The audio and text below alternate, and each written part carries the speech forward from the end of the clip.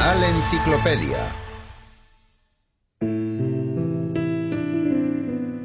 Si este comerciante no hubiese sido encarcelado, no habría conocido al hombre que transcribió sus historias y tal vez las experiencias de sus 24 años de viajes por Asia Oriental se habrían perdido para la historia.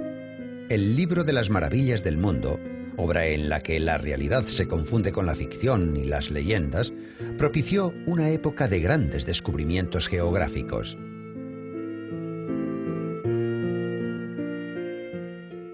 Marco Polo nació en el año 1254, hijo de un rico mercader veneciano que realizaba frecuentes expediciones comerciales a Oriente.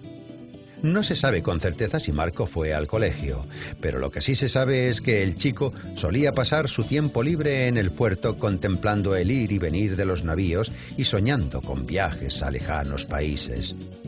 Sus sueños iban a hacerse realidad. Cuando Marco tenía 18 años, su padre Nicolo y su tío Mafeo invitaron al joven a una de sus expediciones comerciales. Acababan de regresar de un viaje por la gran ruta de la seda.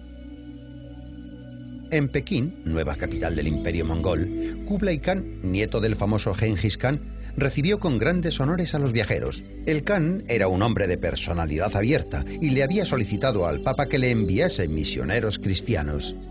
En la expedición de los Polo iban dos religiosos que llevaban obsequios del Papa para el Khan. Los aventureros recorrieron el vasto territorio mongol amparados por el salvoconducto de Kublai Khan, una placa de oro con su sello personal que les garantizaba seguridad, comida y cobijo. Los mercaderes atravesaron Asia Central siguiendo las largas rutas de las caravanas, pasaron por Mongolia, China, Tíbet y las altas mesetas del Pamir. Durante los 3 años que duró el viaje, Marco, el inquisitivo adolescente, aprendió 4 idiomas. Los religiosos, al no soportar las penalidades del viaje, decidieron dar la vuelta a mitad de camino. Los mercaderes siguieron adelante, llegando a Pekín en el año 1275. Kublai Khan mostró gran respeto hacia los cristianos y, consciente de las cualidades del joven veneciano, lo nombró asistente personal. Durante los 17 años que Marco Polo estuvo al servicio del Khan, viajó a lo largo y ancho del vasto imperio, desde Mongolia hasta India y Sumatra. El viajero solo regresó a Venecia tras la muerte del Khan. Esa vez realizaron parte del viaje por mar. Por aquel entonces, Marco Polo contaba 38 años y su padre y su tío estaban cerca de los 70. Los mercaderes Polo, después de 24 años de ausencia, llegaron a Venecia donde ya hacía mucho tiempo que los habían dado por muertos. Habían transcurrido 2 años desde su regreso. Marco Polo capitaneaba una galera veneciana en la batalla que enfrentaba las flotas de Venecia y Génova, eternas rivales en el comercio. El barco del veneciano fue apresado y Marco fue encarcelado en Génova. En la prisión genovesa, Marco les habla a los otros presos de todos los prodigios que había visto en sus 24 años de estancia en Oriente. Los europeos escuchan extasiados las historias del viajero Marco Polo. Por primera vez oyen hablar de fuentes que emanan aceite y de piedras negras que arden y se utilizan para calentar las casas. Se refería a los manantiales de aceite mineral y al carbón, que aún eran desconocidos en Europa. Los italianos escuchaban entusiasmados sus historias sobre extraños animales, grandes serpientes con 4 patas. De esa forma describió a los cocodrilos. Marco Polo refiere infaustas costumbres orientales, el ahogamiento de niñas recién nacidas no deseadas, el sacrificio de ancianos, atiborrándolos de comida, el envenenamiento de nobles huéspedes con la intención de que el alma del ilustre difunto lleve bonanza y felicidad a la casa. Sus descripciones sobre el sistema de correos chino, las carreteras con gran número de señales y el dinero de papel estimulan la imaginación de los oyentes. Habla de maravillosas porcelanas, de gatos alimentados con hachís y opio y, lo más importante, Marco Polo habla de las especias que en Europa valían su peso en oro. Durante los 8 meses de cautiverio, Marco Polo entretuvo a los otros presos con sus relatos.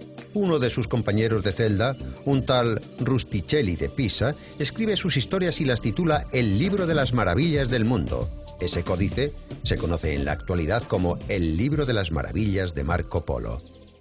La obra tuvo gran éxito pese a la dudosa credibilidad de muchas de sus historias. Para sus contemporáneos resultaba difícil distinguir los relatos verídicos de los concebidos por la fértil imaginación de Marco Polo. Las descripciones reales sobre Oriente de sus cuentos y leyendas incluidos también en el libro. Increíbles historias, como la de los hombres con cabeza de perro, se daban por ciertas. Sin embargo, la descripción de las inconmensurables riquezas de Kublai Khan se creyó una fábula. Según los escépticos, Marco Polo nunca había estado en China y sus relatos eran patrañas que había oído en las tabernas de Damasco. Tras la publicación de su libro de viajes, Marco Polo se estableció en Venecia, donde habría de pasar los 25 años que le quedaban de vida, casi el mismo tiempo que había durado su viaje a Oriente. Contrajo matrimonio y prosiguió sus actividades comerciales, aunque nunca volvió a salir de Italia. Vivió hasta los 70 años y al final de su vida se volvió intratable, avaricioso y pendenciero. Discutía acaloradamente con sus parientes, llegó a tener varios pleitos con ellos. El libro de las maravillas de Marco Polo, escrito en el siglo XIII, fue durante mucho tiempo el único compendio sobre Oriente. Durante más de 200 años sirvió como manual a los cartógrafos, aunque Polo a veces se equivocaba en el cálculo de las distancias. Sin embargo, la obra de Marco Polo está entre los escasos códices medievales que siguen despertando interés en la actualidad.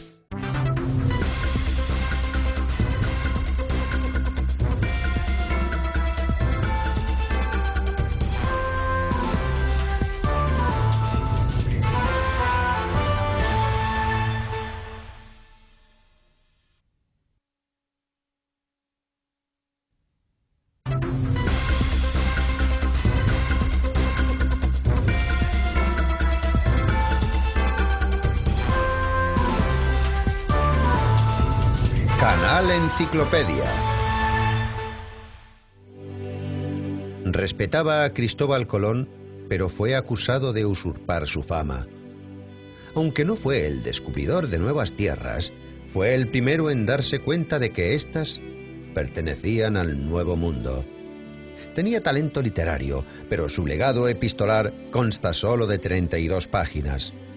No obstante, bastaron para que el nuevo continente llevase el nombre de Américo Vespucio. La biografía de Vespucio está llena de lagunas. La fecha de su nacimiento se sitúa entre el año 1451 y el año 1454.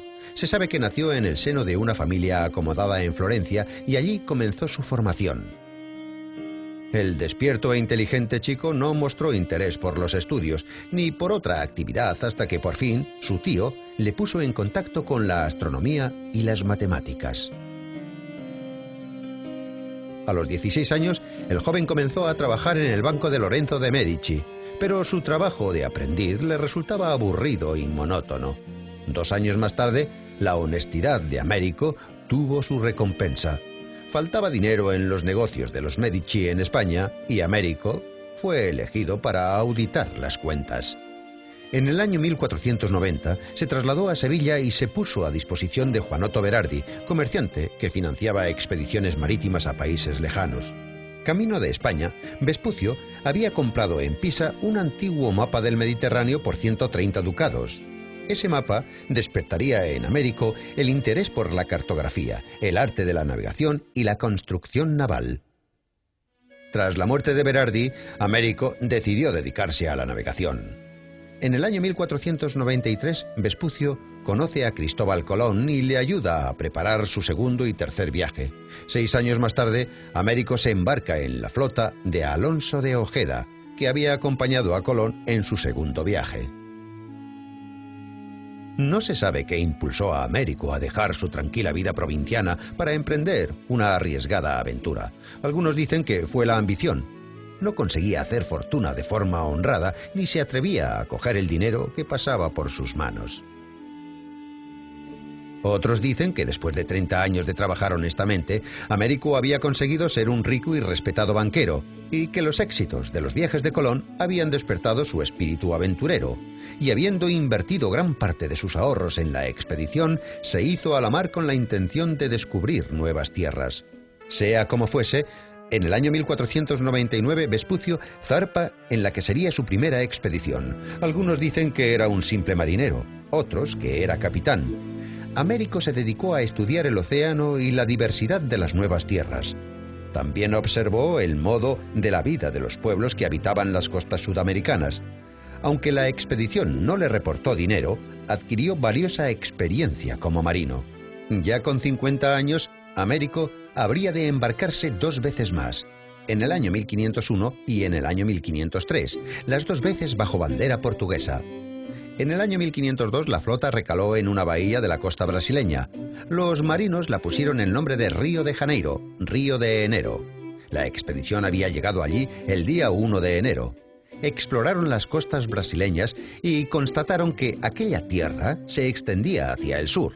Entonces Vespucio dedujo que se hallaba en un continente desconocido y no en una isla de Asia como había creído Colón. En el año 1503, en una carta que envió a su antiguo jefe Lorenzo de Medici, Vespucio utilizaba por primera vez la expresión Nuevo Mundo para referirse a aquel continente. Dotado de un gran talento literario, Américo Vespucio realizó una magnífica descripción de la naturaleza del continente, del aspecto y modo de vida de los pueblos indígenas que había visto en su viaje. Un editor italiano incluyó las cartas en un libro publicado con un rimbombante título El Nuevo Mundo y las nuevas tierras descubiertas por el florentino Américo Vespucio. El libro se tradujo a varios idiomas y en el año 1507 se publicó en Francia un mapa con el nuevo continente. Unos atribuyeron el mapa al cosmógrafo Martin Balsemüller, quien proponía llamar al Nuevo Mundo Tierra de Américo o América. Otros dicen que el autor del mapa era un amigo de Vespucio, el ilustre Leonardo da Vinci, a quien el navegante había obsequiado con tabaco y una pipa traídos del Nuevo Mundo. Leonardo, en muestra de agradecimiento, dibujó un mapa del continente y escribió sobre él Américo. No está claro que Américo supiese que le atribuían el descubrimiento a él. En el año 1505, cansado de agotadores viajes, Américo se estableció en España donde contrajo matrimonio. 3 años después, fue nombrado piloto mayor de la Casa de Contratación de Indias, cargo que le dio gran respetabilidad. Vespucio era el encargado de proporcionar mapas y apoyo técnico a las expediciones españolas, así como de redactar informes para el gobierno sobre los nuevos descubrimientos geográficos. Vespucio falleció en el año 1512 y su muerte pasó inadvertida. Contadas personas acudieron a su entierro. Fue enterrado en Sevilla, donde posteriormente serían enterrados los restos mortales de Colón, fallecido en Valladolid en el año 1506. Durante muchas generaciones fueron considerados enemigos. Vespucio fue tachado de embustero y de usurpar la fama de Colón. Sin embargo, Colón tenía buena opinión del florentino. Pensaba que era un hombre formal y honesto, como demuestra una carta que escribió a su hijo poco antes de morir. Colón descubrió el nuevo continente, pero no lo supo. Vespucio fue el primero en saberlo. El geógrafo Alexander Humboldt manifestó que el nuevo continente había sido bautizado América debido a circunstancias ajenas a Vespucio. La acusación de usurpador hacia Vespucio muestra las injusticias que podemos cometer.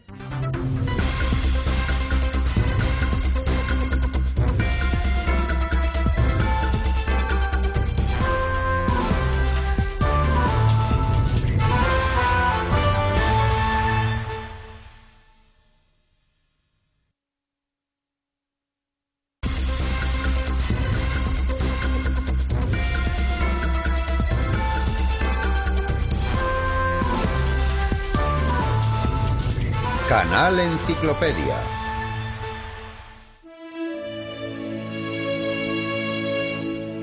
Cuando se habla de la época de los grandes descubrimientos geográficos, su nombre siempre aparece al final de la lista. Debido a la diligencia de este romántico y a la obediencia de sus soldados, Portugal comenzó su colonización en tierras africanas y los esclavos fueron enviados a Europa por primera vez en la historia. Pero el creador de estas expediciones solo salió a la mar 3 veces en su vida y no recorrió grandes distancias. Aún así, el príncipe portugués Enrique es conocido como Enrique el Navegante. El infante Enrique fue hijo de Juan y Filipa de Lancaster, reyes de Portugal, quienes llevaron las tradiciones inglesas al país. Enrique y sus hermanos se educaron al estilo inglés. Escribían poesía, aprendían a montar, practicaban la esgrima, jugaban a las damas, cazaban y nadaban. A pesar de que el principal interés del infante era el tiro con lanza, también estudió ciencias naturales y teología. Su educación militar y religiosa determinaría la futura trayectoria del infante Enrique. Con algo más de 20 años, en el año 1415, toma parte en la conquista de Ceuta, empresa en la que participaron más de 50.000 portugueses y unas 200 naves. A partir de entonces, parece que surgió en el infante la idea de acometer la exploración de las costas africanas. Para realizar esta propuesta, una buena parte de los ingresos del tesoro cayeron en posesión del príncipe. En un período de 5 años se convirtió en el gran maestre de la Orden de Cristo. En esos momentos, el infante posee una gran autoridad, no solo clerical, sino también financiera y política. El príncipe Enrique utilizó esa autoridad para dedicarse a promover exploraciones. A través de los esclavos, el cristiano Henry descubrió que caravanas de oro estaban siendo transportadas desde el desierto africano hasta las costas de Guinea y puertos musulmanes del mar Mediterráneo. El príncipe, que disponía de conocimientos geográficos, decidió que se podía llegar a Guinea a través del mar. Una vez allí, sería posible recuperar los tesoros que los infieles se habían llevado. Además, también sería posible viajar a los territorios musulmanes del sur, alcanzar la Etiopía cristiana y para dar comienzo al comercio y llegar hasta la India por el mar. Además de los conocimientos científicos, el príncipe también disponía de mapas geográficos que se habían encontrado en Ceuta. Por otra parte, su hermano Pedro le llevó un manuscrito que había traído desde Venecia. Era el libro del famoso explorador Marco Polo. Enrique el Navegante estaba decidido a encontrar los terrenos que se encontraban al sur de Ceuta. Enrique se encargaba de financiar y organizar todas las expediciones marítimas al noroeste de la costa africana. Pero además también insistió en fomentar más materias de conocimiento y en el año 1431 la astronomía y las matemáticas se incluyeron en el programa de la Universidad de Lisboa. En el año 1438 también fundó el Observatorio y Escuela de Navegantes La Ciudad del Infante, lo que hoy se conoce como Sagres, junto al Cabo de San Vicente. Los científicos, cartógrafos, astrónomos y navegantes más extraordinarios fueron invitados a la nueva escuela. El príncipe Enrique solía reunirse con ellos para hablar de ciencia. El hecho de que cualquier persona competente en su materia, sin importar la raza o la religión, fuese bienvenido a la Escuela del Infante era algo inusual en un país católico del siglo XV. Gracias a los esfuerzos del infante, la Ciudad del Infante se convirtió en el mejor centro científico de la historia europea. Aún se conserva una rosa de los vientos de 43 metros de diámetro, un diagrama para la supervisión de la dirección y la fuerza de los vientos. Con el apoyo del príncipe, capitanes de carabelas portuguesas comenzaron a descubrir territorios. En el año 1418 llegaron a la isla de Madeira. Enrique comenzó a descubrir más territorios y cuando se establecieron los primeros colonos, comenzó la importación de vino a sus metrópolis. El vino era de una calidad diferente a la que conocían. Durante la próxima década, Enrique organizó expediciones marítimas con destino a las Islas Canarias, pero los capitanes no podían atravesar las piedras de poca profundidad del Cabo Bojador. Los navíos se agujereaban y se hundían. El capitán Eanes, que mandó una de las expediciones, fue el primero en pasarlo en el año 1434, acabando con el miedo que hasta entonces se tenía sobre lo que se encontraría más allá del cabo. En esos momentos fue cuando Enrique recibió el honorable sobrenombre de Enrique el Navegante. ¿Pero por qué el infante no participó en ninguna de las expediciones? Probablemente tuviese miedo a los piratas o simplemente lo consideraba como algo ofensivo a su persona, ya que la sangre real no se juntaba con los marineros.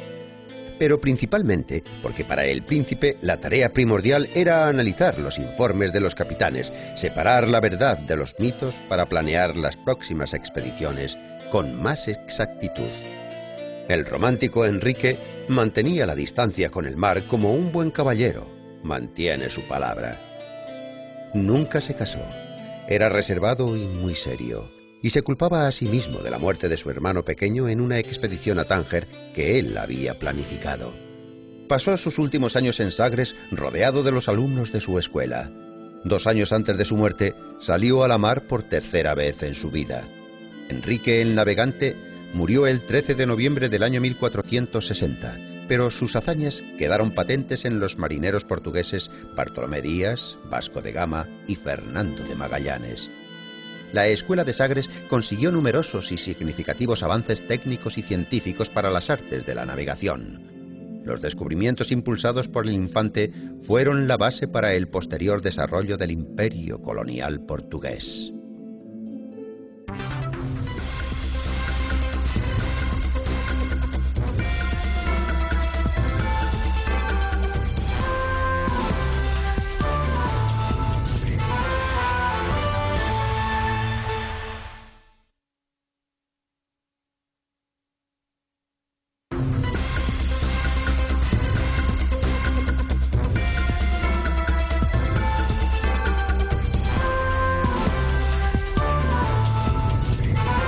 Canal Enciclopedia.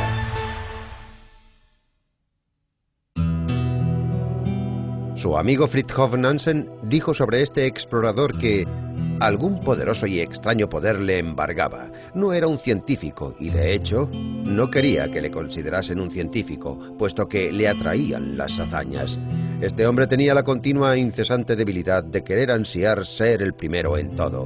Gracias a su obsesión por los logros, el incansable explorador del Ártico Roald Amundsen protagonizó grandes descubrimientos geográficos y se convirtió en el orgullo de Noruega. Nació en el año 1872 en la ciudad de Borge. Su padre provenía de una familia de capitanes y de propietarios de navíos. Desde que era niño, Roald soñaba con el mar. Con 15 años, tras conocer la primera travesía a Groenlandia hecha por Fridtjof Nansen y la trágica expedición Franklin, decidió que quería ser explorador. Comenzó a leer libros y guías de viajes sobre los conquistadores del norte. Estudió los inconvenientes del equipamiento ártico y se documentó sobre el tipo de ropa y de alimentación. Pero la insistencia de su madre le hizo comenzar los estudios de medicina en la Universidad de Oslo. Aunque cuando ésta falleció, Amundsen abandonó sus estudios. Con 22 años comenzó como ayudante en un barco y a los 27 años ya se había convertido en el capitán de su barco y participó en un proyecto belga para explorar la Antártida. Pero debido a la descuidada preparación de la expedición, los marineros contrajeron el escorbuto e incluso uno de ellos llegó a morir. Entonces fue cuando Amundsen se dio cuenta de lo necesario que era una cautelosa y exhaustiva preparación.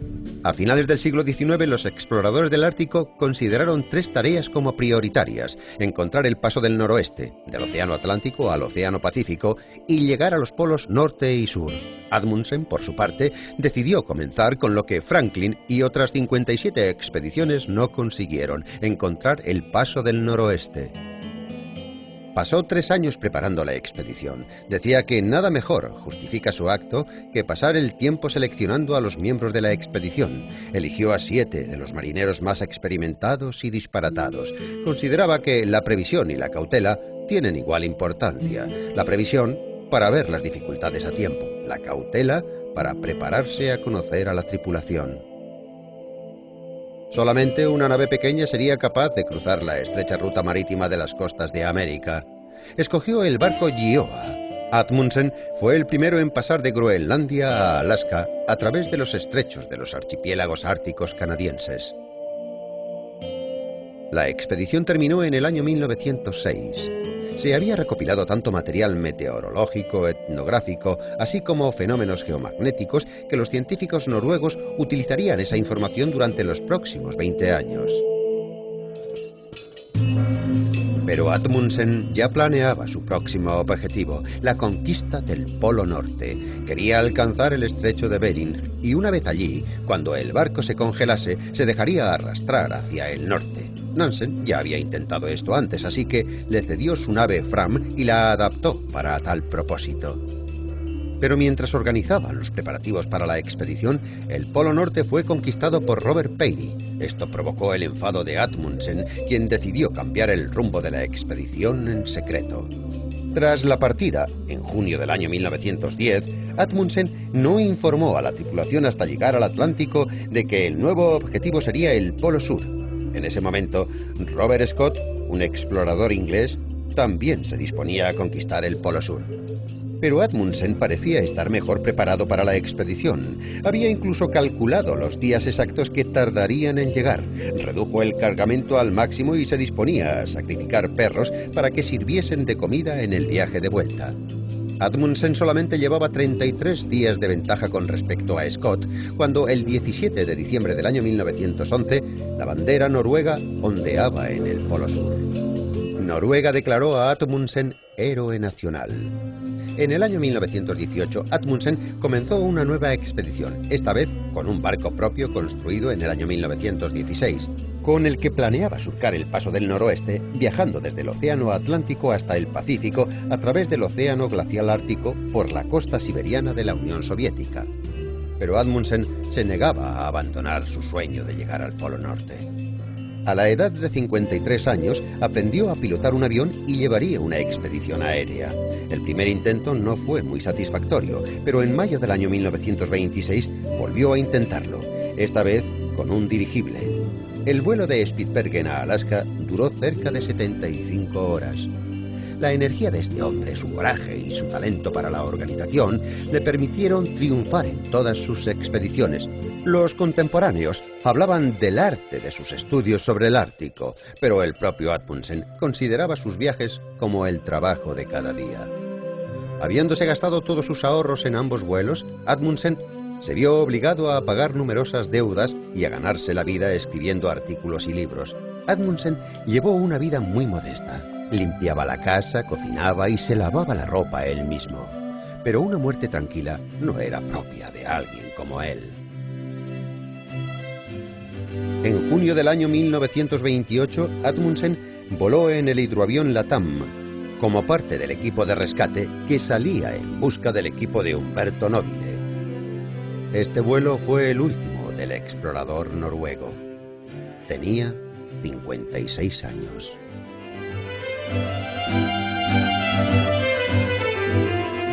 El famoso explorador del Ártico relató sus impresiones en las siguientes obras: El Océano Ártico, El Pasaje del Noroeste, El Polo Sur y otros. La cumbre de la Antártica, en la bahía del Océano Ártico, fue bautizada con su nombre.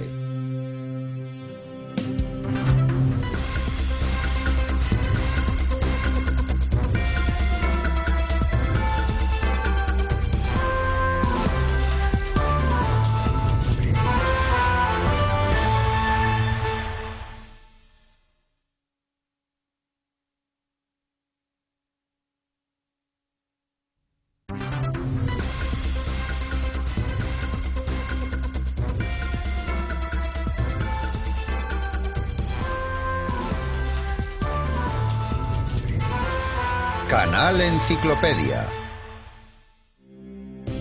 Sus contemporáneos le definían como un excelente marinero con un corazón desesperado, un pirata que fue almirante de la flota británica, un ladrón que se convirtió en un héroe nacional.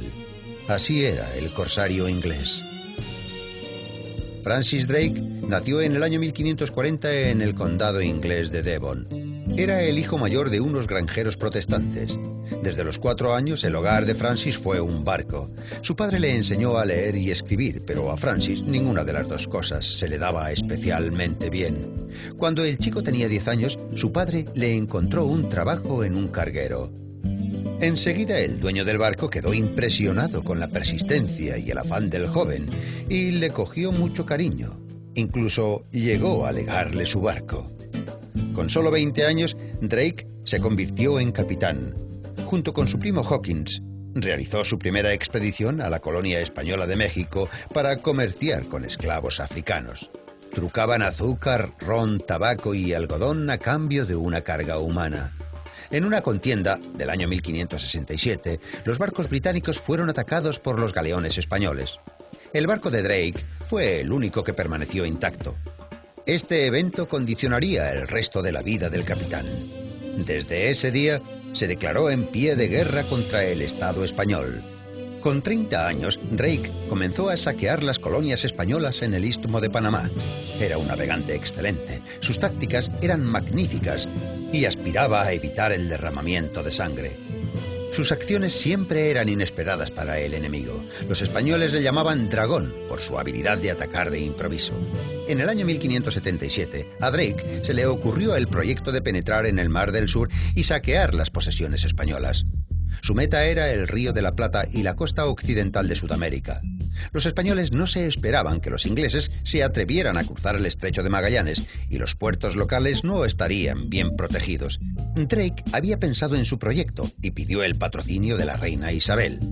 Isabel, que secretamente tenía unos fondos para los piratas, aprobó el proyecto. Lo nombró contraalmirante y le proporcionó varias naves. Además, le obsequió con una prenda que decía: «Deja que el Señor te guíe».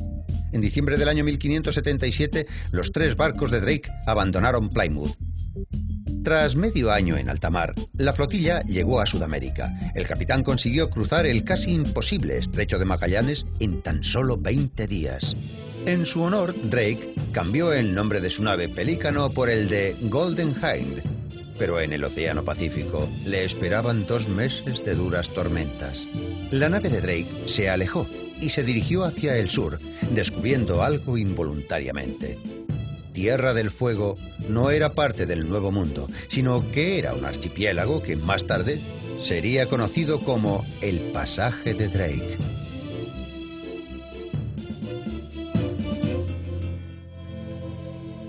Cuando las tormentas cesaron, Drake se dirigió hacia el norte. Se abrió paso por las costas sudamericanas, saqueando las costas de Chile, Perú y México. Allí, el contraalmirante se hizo con muchas riquezas, entre ellas con el Cacafuego, un galeón que transportaba un cargamento de metales preciosos del Nuevo Mundo. Una vez hubo llenado sus bolsillos, Drake se dispuso a volver a Inglaterra. Drake esperaba una emboscada de los españoles por el sur en el estrecho de Magallanes, por lo que decidió rodear América por el norte para encontrar una ruta que uniese el Océano Pacífico y el Atlántico. Drake combinaba la cautela con la ambición. Quería visitar las tierras aún no visitadas por un inglés, y fue el primero que contempló la costa oeste norteamericana. Pero las placas de hielo obstaculizaron su marcha por el norte. Drake decidió atravesar el Océano Pacífico y volvió a cruzar el estrecho de Magallanes, dando así la vuelta al mundo. En septiembre del año 1580, después de 3 años en la mar, el Golden Hind había regresado a Plymouth. Los marineros que volvieron junto a él serían todos ricos de por vida. La reina Isabel había saldado todas las deudas externas de Inglaterra. Drake fue proclamado héroe nacional. La misma reina Isabel subió a bordo del galeón y confirió el título de Sir a su valiente comandante. Según la leyenda, cuando vio a la reina, Drake se colocó la mano por encima de los ojos como si el brillo de la reina le hubiera deslumbrado. Desde entonces, ese gesto pasó a ser el saludo militar. Cuando las relaciones entre España e Inglaterra empeoraron y se declaró la guerra, el escuadrón de Drake atacó el puerto de Cádiz y quemó 30 galeones de la flota enemiga. Drake informó a la reina: «He prendido fuego a la barba del rey de España». Isabel nombró al navegante de 48 años vicealmirante de la flota de Su Majestad la Reina. En el año 1588, España, equipada con 130 navíos, se disponía a invadir Inglaterra, denominando a esta flota presuntuosamente la Armada Invencible. Gracias a su experiencia militar, su audacia y sus dotes de marino, Drake consiguió derrotar a los enemigos. Ya que Inglaterra no había sufrido la pérdida de ningún barco, Drake disfrutaba de su mejor momento de gloria. Pero la fortuna abandonó al vicealmirante cuando fue derrotado en las costas portuguesas y perdió la simpatía de la reina. En el año 1596 partió en su última expedición a las Indias Occidentales. El 28 de enero del año 1596, Drake murió de disentería. El mar caribeño fue testigo de la muerte de Francis Drake. En ese mismo lugar se hundieron varios barcos españoles como tributo del especial respeto que se tenía al almirante sin miedo. La imprudencia y la audacia del pirata inglés Francis Drake puso fin a la dominación española en los océanos de todo el mundo. Su espíritu inquisitivo otorgó al mundo importantes descubrimientos geográficos. Puede ser que, por esa misma razón, en su más conocido retrato, posa seguro de sí mismo, apoyándose en el globo.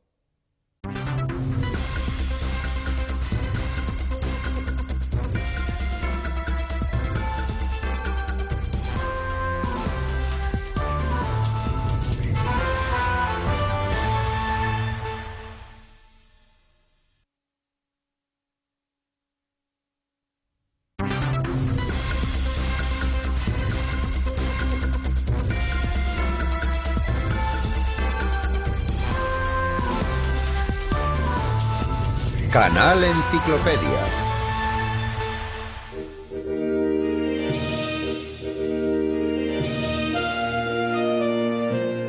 Le gustaba el ron, admiraba a las mujeres y en el sillón de su cabina guardaba un original regalo para sus subordinados: un ataúd hecho del mástil del navío enemigo. Su contundencia en la batalla y sus extraordinarias tácticas hicieron a Gran Bretaña el país dominante de los mares durante siglos. El vicealmirante Horatio Nelson se convirtió en el símbolo del poder naval inglés. Era hijo de un clérigo. Le llamaron Horatio en honor al poeta romano. Desde niño nunca fue devoto de la literatura ni de la religión. Con la ayuda de su tío materno, a los 12 años, Horatio dejó los estudios e ingresó en la Marina Británica. 3 años después, se ganó el derecho de participar en una expedición polar cuyo objetivo era encontrar una ruta marina para llegar al norte de América. Más adelante, bajo el patrocinio de su tío, quien se había convertido en una autoridad en la administración naval, Horatio fue nombrado teniente de navío. Dirigió su barco por el Mar del Norte, ya que fue destinado a las Indias Occidentales. Y al joven Horatio, de tan solo 20 años, le llegó su gran oportunidad. En un momento clave de la batalla, se puso al mando de un bergantín y se convirtió en el capitán más joven de la historia de la Marina Británica. Durante los próximos 10 años serviría a mercantes públicos y navíos para asegurar el bloqueo de las naves. Luchaba contra el contrabando. El capitán seguía las leyes de forma muy estricta y a causa de ello se ganó muchos enemigos entre los oficiales del Ministerio de la Marina del Reino Unido. Así que cuando Nelson regresó a Inglaterra, fue destituido de la flota. Durante 5 años, mientras residía en el campo con su mujer Fanny Nisbet, esperó a que solicitasen su colaboración. En el año 1793, con el comienzo de la Guerra de Francia, Nelson, de nuevo como capitán, tomó el mando del acorazado Agamenón, en el escuadrón del Mediterráneo. En el año 1794 recibió un disparo en la cara durante una operación conjunta en Calvi. 4 años más tarde, durante un intento de ocupación de la isla de Tenerife, perdió su brazo derecho. Durante la exitosa batalla del Nilo, donde Nelson venció a Napoleón, el capitán sufrió un fuerte golpe en la cabeza. En septiembre del año 1793, Nelson viajó a Nápoles y conoció a Emma Hamilton. A pesar de sus matrimonios, la pareja mantuvo una larga relación como amantes. El legendario comandante naval y la mujer de un embajador británico tuvieron una hija a la que llamaron Horatia, en honor a su padre. El señor Hamilton ignoraba la relación secreta entre su mujer y el capitán y hasta sus últimos días siempre había considerado a Nelson un buen amigo de la familia. Tras la muerte de Horatio, Emma Hamilton heredó grandes sumas de dinero. Siempre que tenían ocasión, los influyentes amigos de Emma facilitaban la carrera de Horatio Nelson, pero a pesar de esas facilidades, el éxito militar del vicealmirante se debía principalmente a su fortaleza personal.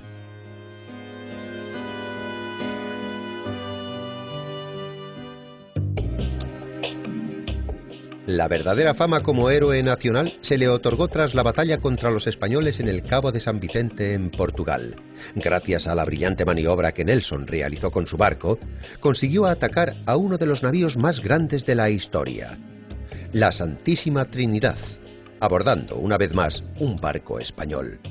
Por esta batalla a Nelson le concedieron el rango de contraalmirante. Nelson siempre sabía cómo fomentar el espíritu competitivo de su tripulación y se preocupaba de sus subordinados como nadie lo hacía. Dicen que en una ocasión, en la víspera de una batalla muy arriesgada, una de las fragatas del escuadrón de Nelson se disponía a mandar la correspondencia. Un joven marinero era el encargado de recoger el correo de la tripulación, pero con las prisas se olvidó de enviar sus propias cartas. Nelson entonces ordenó dar media vuelta con su barco para que el joven pudiera mandar sus cartas.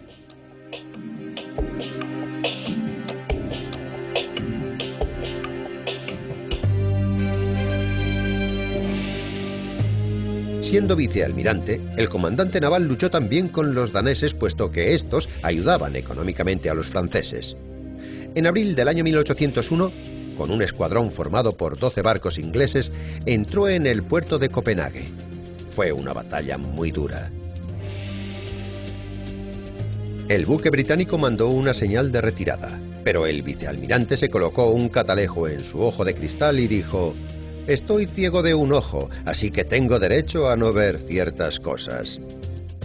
La decisión de continuar luchando fue la adecuada, puesto que para el anochecer ya había reducido a cenizas a la flota enemiga. Y Nelson recibió el título de vizconde por la corona británica. Cuando Gran Bretaña reanudó la guerra contra Francia, Nelson fue nombrado comandante jefe del Mediterráneo. Los enemigos consiguieron evitar sus evasivas durante un período de 2 años. Finalmente, el 21 de octubre del año 1805, el escuadrón de Nelson se enfrentó a la flota de Francia y España en el Cabo de Trafalgar, situado al norte de Gibraltar. Las estrategias bélicas del vicealmirante consiguieron alzarse con la victoria, pero la bala de un rifle francés acabó con la vida del gran comandante naval. Antes de su muerte, el vicealmirante recibió la noticia de la victoria absoluta de la flota inglesa y susurró: «Estoy satisfecho. Gracias, señor. He cumplido con mi deber».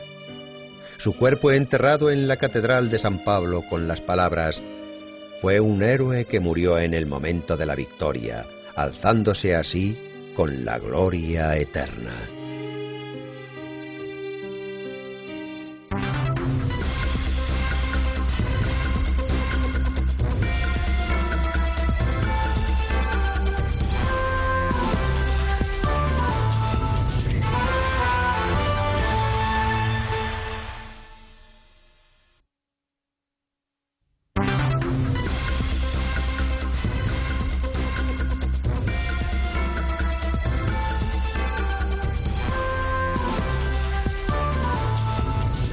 Canal Enciclopedia.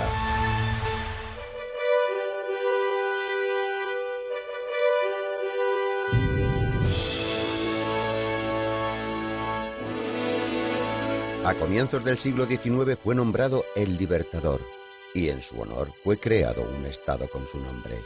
Gracias a su vivaz energía, Venezuela, Colombia, Ecuador y Perú consiguieron su independencia. «Haré todo lo que esté en mi poder por América», decía Simón Bolívar, uno de los líderes del movimiento liberal contra la ocupación española. Simón José Antonio Bolívar Palacios nació en el año 1783 en Caracas, en el seno de una familia aristocrática. En el siglo XVI, sus ancestros vascos emigraron de España a Venezuela, que se había convertido en una colonia española. Cuando tenía 10 años, Simón se quedó huérfano. Pero gracias a su tutor, Simón Rodríguez, un filósofo y pedagogo excepcional, el joven Simón gozó de la mejor educación y más tarde viajó a Europa. Con tan solo 19 años, Bolívar contrajo matrimonio, pero sus sueños de formar una gran familia no llegaron a cumplirse. Su mujer murió a causa de la fiebre amarilla. Tras la inesperada muerte de su esposa, Simón la juró fidelidad eterna. A pesar de sus orígenes aristocráticos, Simón Bolívar siempre sería un criollo, un español nacido en tierras coloniales. En América, incluso los criollos con dinero sufrían discriminaciones y no gozaban del derecho de ocupar puestos importantes o cargos militares. Las autoridades designaban esas posiciones a los que habían nacido en España. Bajo la influencia de su profesor, Simón Bolívar decidió dedicar su vida a liberar a su país del autoritarismo español. Y el 15 de agosto del año 1805, en el Monte Sacro en Roma, juró por el Dios de sus padres, por ellos mismos, por su honor y por su patria, poner fin al dominio español en América. En el año 1810, en las colonias sudamericanas, comenzaban las revueltas armadas. Simón Bolívar, de 27 años, dirigía uno de los destacamentos. Entre todos los líderes, su educación, sus conocimientos militares y su gran autoridad distinguían a Bolívar. Tras 3 años de guerra, los cuales sucedieron con un éxito variable, su destacamento consiguió entrar en Caracas. A causa de su popularidad entre la gente del pueblo y entre los círculos criollos de la aristocracia, Bolívar fue nombrado el Libertador de Venezuela y lideró la Segunda República de esta. La victoria pronto se convirtió en derrota y el líder de los rebeldes tuvo que buscar cobijo en Jamaica, pero nada le haría cambiar de opinión. En el año 1815 publicó una carta con destinatario anónimo que se convirtió en el documento oficial de la Guerra de la Independencia de las colonias españolas.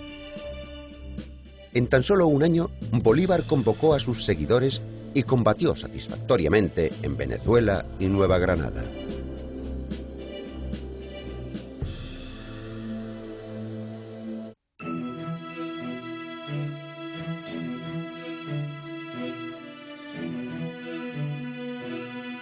En un día caluroso de julio del año 1822, la Armada Victoriosa de Bolívar entró en Quito, la capital de Ecuador.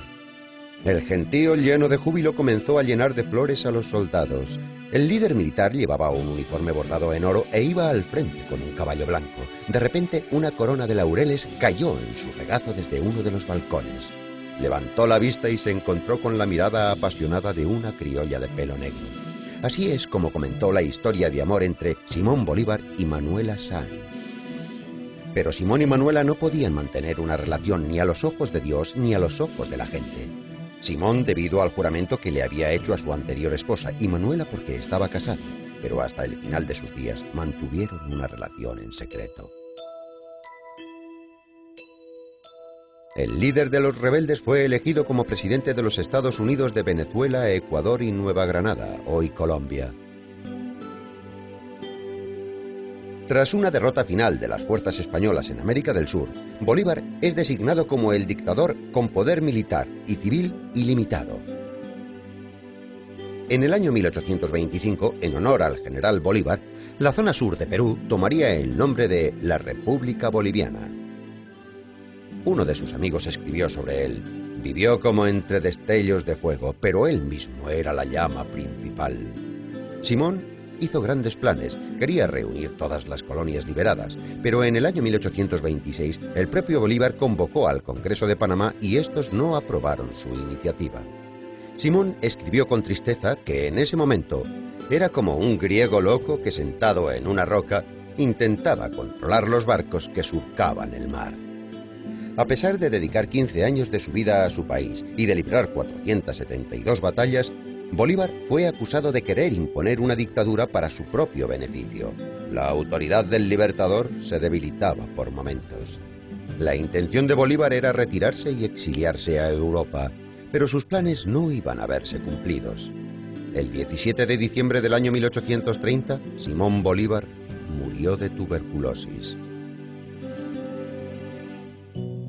En algunos países europeos, su apellido se acentúa en la segunda sílaba, Bolívar.